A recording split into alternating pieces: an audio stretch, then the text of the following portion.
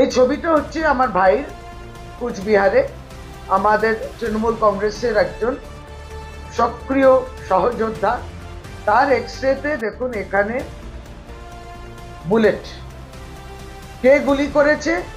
ভারতীয় জনতা পার্টির একজন লিডার, সেই লিডারের ছেলে, যারা বিগত দিনেতে তাদের ভাষণে বলেছিলেন ওই থানাটাকে জ্বালিয়ে দাও, কেউ এলে পরে তাদের ঝাঁটা দিয়ে, ডান্ডা দিয়ে, লাঠি দিয়ে মারো, এবং সমস্ত অভিযানে তাদের দেখবেন ভায়োলেন্সের ছোঁয়া রয়েছে, সবসময় ডিস্ট্রাকশন অফ পাবলিক প্রপার্টি এসবটা রয়েছে। তারা তৃণমূল কংগ্রেসের উপর আক্রমণ আরম্ভ করে দিয়েছে।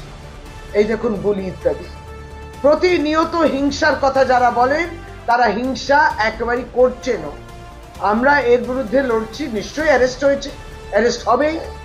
বাংলার মানুষ বুঝুক, এই হিংস্র দলকে বুঝুক, যারা শুধু কথা বলেন না ভায়োলেন্সের সম্বন্ধে, তারা সেটাকে প্র্যাকটিসও করে।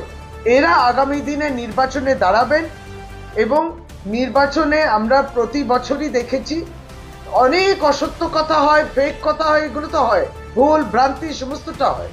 বাংলাকে কালিমালিপ্ত করা, বাংলাকে অবশ্যই বঞ্চিত করা, কিন্তু তারপরে এইভাবে আক্রমণ করা, এইভাবে গুলি ইত্যাদি চলা, মারপিট করা উদ্দেশ্য প্রণোদিতভাবে, এর বিরুদ্ধে তৃণমূল কংগ্রেস সোচ্চার হচ্ছে, এবং আগামী দিনে ইলেকশন কমিশন কাছেও এই বিষয়বস্তু তোলা হবে।